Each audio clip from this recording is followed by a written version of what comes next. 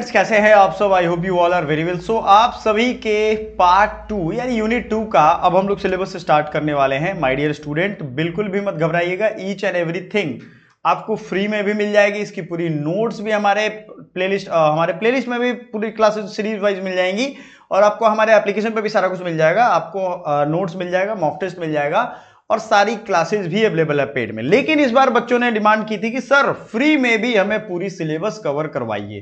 तो देखो, फ्री में जो मैं चीजें पढ़ा रहा हूं वो सब आपको नोट करना है। ये पीडीएफ और ये बुक ये एग्जाम देने तो जाएगा नहीं, आपको खुद जाना पड़ेगा। इसलिए मेहनत करिए। अगर are you serious about your exam, first of all you have to be very clear and precise about your exam. Precise in the sense कि आपको HUQP देना है किस यूनिवर्सिटी के लिए, एकदम कंफर्म हो जाओ। दूसरा, बी क्लियर कि आप उसे नोट करो क्लैरिटी के साथ और दिमाग में सेट करो। तो पहला तो खत्म कर चुके हैं हम, इकोनॉमी सेकंड पार्ट में है और सारा यूनिट इस बार मेरा टारगेट है, आप लोग सपोर्ट करोगे तो हम जरूर पूरा का पूरा कंप्लीट करेंगे। आपके साथ हम पूरा रहेंगे इसमें, ठीक है ना। तो चीजों को बारीकी से समझना है। देखो, पूरा चैप्टर किसी स्टूडेंट ने हमसे डिमांड की थी कि सर हमें एक वो बता दीजिएगा कि कैसे, मतलब डेमो टाइप, सर हमें एक डेमो दिखा दो।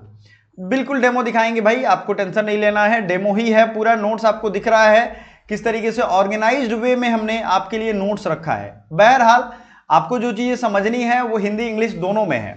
Maximum student is from English background who are preparing for HUQP 21। कुछ ऐसे भी हैं जो सिर्फ हिंदी में चाहते हैं, तो उनके लिए दोनों है। मेरी नोट्स जो होगी वो आप प्रिंटेबल होगी, और ऐसा नहीं है कि हिंदी इंग्लिश अलग अलग करवाने की जरूरत है, आपको एक साथ नहीं करवाना है। मान लो आपको सिर्फ हिंदी में चाहिए तो हम जो नोट्स देंगे वो हिंदी में देंगे। तो अगर आप डेमो देखना चाहते हो तो यूनिट 2 का ही एक डेमो देख लो, क्लास का भी डेमो देख सकते हो। और ये भी बहुत अफोर्डेबल प्राइसेस हैं यार, 200-250-300 रुपए में आपको मिल जाएंगी सारी चीजें, ये नोट्स और PYQ सॉल्यूशन दोनों। अगर दोनों आप ऑनलाइन खरीदोगे तो बहुत महंगा पैसा लगेगा, ठीक है, चेक कर लो एक बार। तो economy refers to system of production, distribution and consumption of goods and services in a society. In sociology, चूंकि हम सोशियोलॉजी पर्सपेक्टिव से देखेंगे, social work is a part of sociology, ठीक है ना। So economy is studied not only in terms of finance और market but a social institution. हम economy एक सोशल इंस्टीट्यूशन के तौर पे पढ़ेंगे। ये बहुत सारे एस्पेक्ट को कवर करेगा, लाइक क्लास, पॉलिटिक्स, एजुकेशन, इन सब चीजों को। सो हम आगे बढ़ते हैं। आप सभी का लाइक मिल जाना चाहिए। Meaning and concept of economy. Economy का मीनिंग कहां से आया? इकोनॉमी वर्ड कहां से आया भाई? इकोनॉमी वर्ड से आया ओकिनोमिया करके। देखो, ओकिनोमिया, ये फिर से मैं बोल दूं, ये सब ग्रीक वर्ड से ही लगभग आते हैं सारी चीजें, तो ये भी ग्रीक वर्ड से आया। हर चीज का बेसिक आपको जानने का अधिकार है। याद रखो, सब लोग आज के जमाने में आप लोग NCERT पढ़ोगे तो एनवायरमेंट एक कॉन्सेप्ट है। एनवायरमेंट कहां से आया? फ्रेंच वर्ड इन्वायरोनेर से आया। तो आपको ये ध्यान रखना पड़ेगा कौन से वर्ड कहां से आ रहे हैं, ठीक है, तभी आपको सही से पता चलेगा कि उसकी रूट क्या है, जड़ क्या है। तो इकोनॉमी ओकिनोमिया से आया। हाउस होल्ड मैनेजमेंट इसका मतलब होता है। हिंदी वाले हो तो देख लो, ग्रीक के शब्द ओकिनोमिया से बना है, जिसका गृह प्रबंधन या संसाधनों का सही उपयोग इसका मीनिंग होता है। समझ में आ गया? कोई इसमें बात नहीं। In modern sense economy refers to the system of production, distribution, exchange and consumption of goods and services in a country. अब हमारे आज के युग में इकोनॉमी होता क्या है मैं आपको बताता हूं। हमारा देश भारत है, आपको एग्जाम्पल से समझाऊंगा। भारत छोड़ो ना, ये बिहार है। बिहार आयताकार शेप में है। बिहार में क्या क्या खनिज है? माइंस है, ये इसके रिसोर्स है। रिवर्स है, ये रिसोर्स है, ठीक है ना। एयर है, ये एयर भी रिसोर्स है। आपको और चीज बताता हूं, रोड, कैपिटल, ये सब रिसोर्स है। इंसान, लेबर, ये रिसोर्स है। लेबर के सहारे आप बड़ी बड़ी चीजें बना सकते हो, ठीक है ना। ये सब जो है यहां के रिसोर्स हैं। तो इस इकोनॉमी में इतनी चीजें हैं। अच्छा, गुजरात में फैक्ट्री है लेकिन वहां मजदूर नहीं है, तो यहां के मजदूर जाते हैं वहां पे। अभी तक तो यही स्थिति है। तो in modern sense economy refers to the system of production, distribution and exchange and consumption of goods and services in a country और रीजन, ठीक है। आधुनिक अर्थ में अर्थव्यवस्था किसी देश या यात्रा क्षेत्र में वस्तुओं या सेवाओं के उत्पादन, वितरण, विनिमय और उपभोग की प्रणाली को दर्शाती है। ये आधुनिक अर्थ में होगा। क्लियर है? हमें यह ध्यान देना पड़ेगा हमारे पास कितना उत्पादन हो रहा है, कितना वितरण होगा और कितने संसाधन अवेलेबल हैं, ठीक है। बहुत सारे चैप्टर्स का MCQ अवेलेबल है, बहुत सारे चैप्टर्स का MCQ नहीं अवेलेबल है, तो वो आपको अवेलेबल हो जाएगा जल्दी, टेंशन नहीं लीजिए। फिर से इंग्लिश और हिंदी दोनों एक्सप्लेनेशन है, मैं बता दूं आपको। अगला है इकोनॉमी का जो नेक्स्ट पार्ट पढ़ रहे हैं हम लोग, उसमें है economy it explains how people and institution make choices. ये इकोनॉमी बताएगा आपको कि आप कैसी चॉइस करते हो। आपके पास लिमिटेड रिसोर्स हैं, लेकिन आपके राज्य में या आपके देश में बहुत उस चीज की डिमांड है। आपने देखा होगा ना, जैसे दूध, नमक, ये सब तो एकदम इसेंशियल चीज है। अगर इसकी कमी हो जाए सपोज दैट, तो लोग जमा करना शुरू करें। एक बार दिल्ली में किसी ने अफवाह उड़ा दी कि नमक खत्म हो रहा है दिल्ली में, सभी लोग नमक दे दनादन खरीदने बिना मतलब की। माने आपके घर में 5 दिन 10 दिन 1 महीने के लायक नमक है भी, तब भी लोग नमक खरीदने टूट पड़े दुकानों पे। फिर मंत्रालय ने बताया टीवी पे कि नहीं, ऐसी कोई बात नहीं है, ये किसी ने अफवाह उड़ा दी थी। तो Indian economy involves agriculture, industries, service, banking, transport, trade working together. ये याद रखिएगा। इन सब में क्या होगा भाई, सब कुछ होगा, एक साथ काम करेगा। इंडियन इकोनॉमी में मिक्स व्यवस्था है। तो यहां सीमित संसाधनों का उपयोग करके असीमित उपयोग को पूरा किया जा सके। मिल बांट के एक क्या होता है कि भाई सब चीज है, लेकिन सब चीज लालच के लिए थोड़ी, उपयोग के लिए।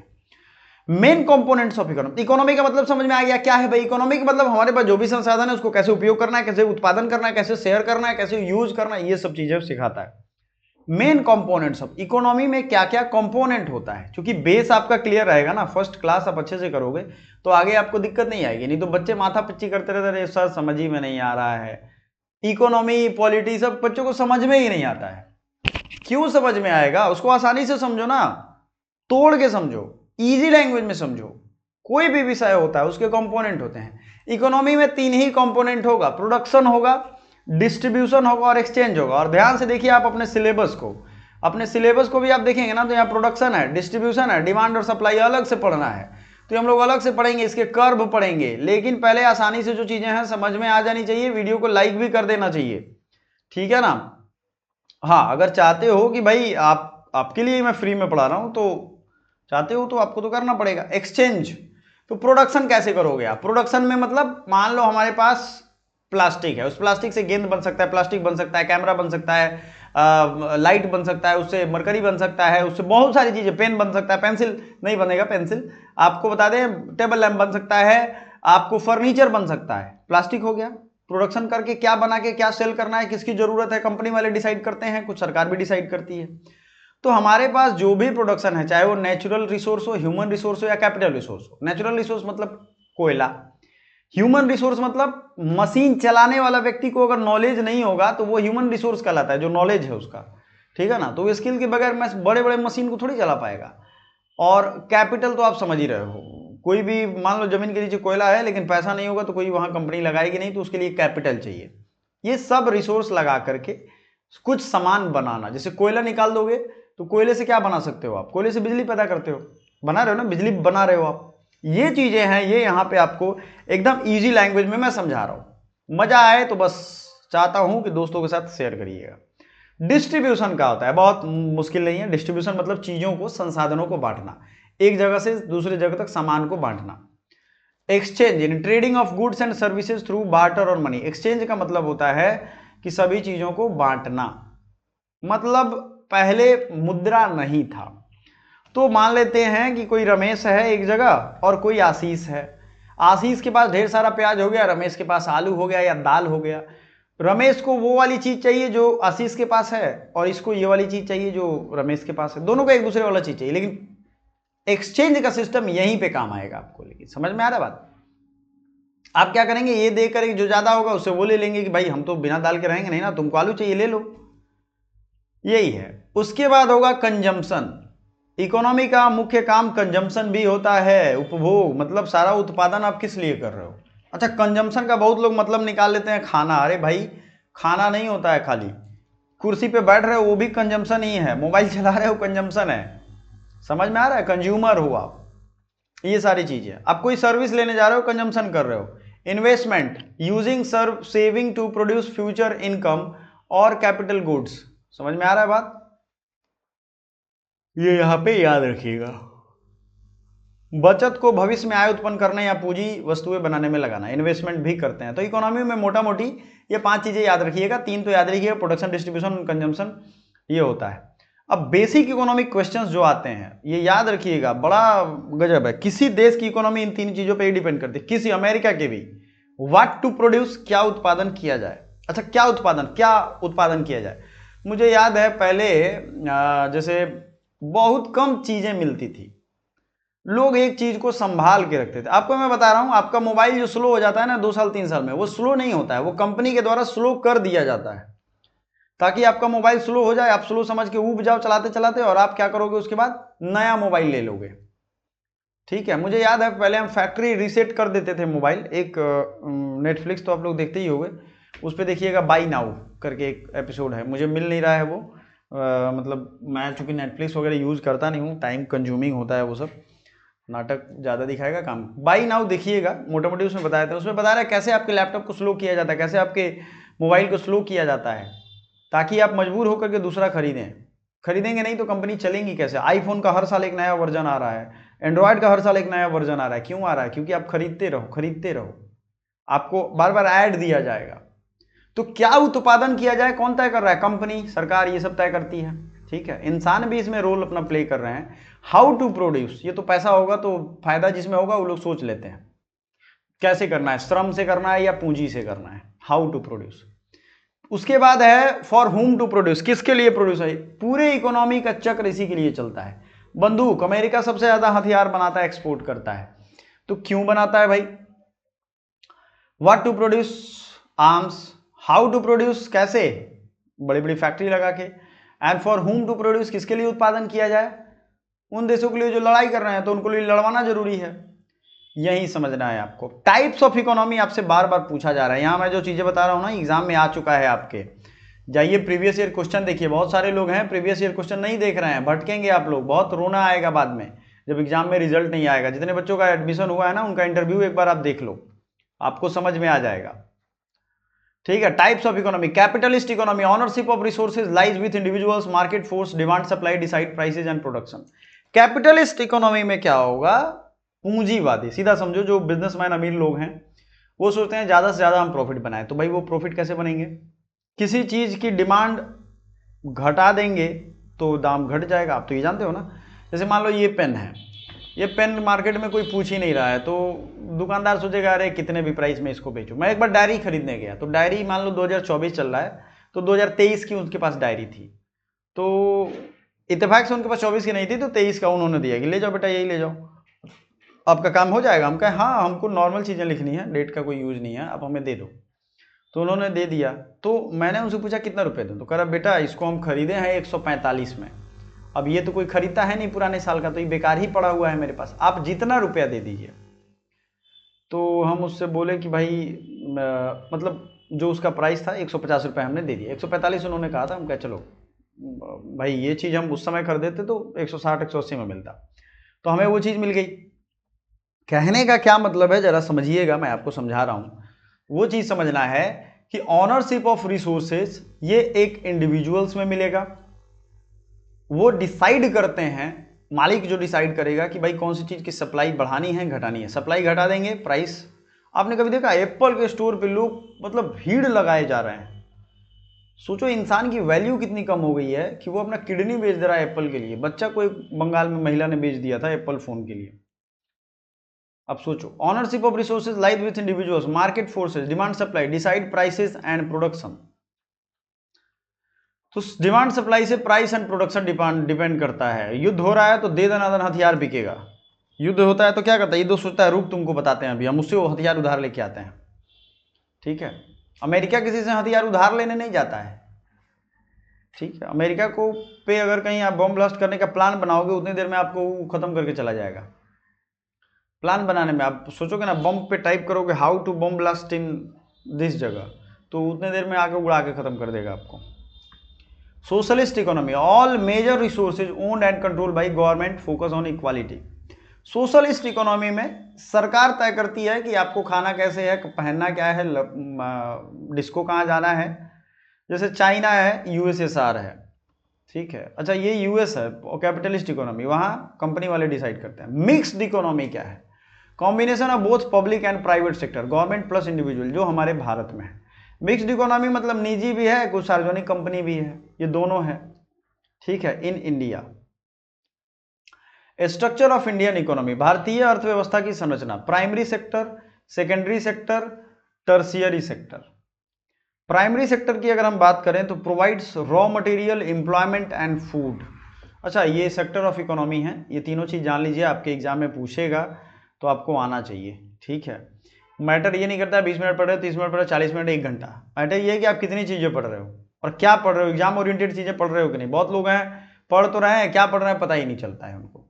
तो primary sector provides raw material, employment and food. Secondary sector converts raw material into finished good, ये याद रखिएगा। और टर्शियरी सेक्टर जो है ये आपको transport, banking, education and IT, इन सब ग्रुप में आता है। इसको थोड़ा और डिटेल में हम समझा देते हैं। जो भी जमीन से जुड़ी हुई चीजें हैं वो सब प्राइमरी में आते हैं, जैसे खेती बाड़ी, माइनिंग, ये सब।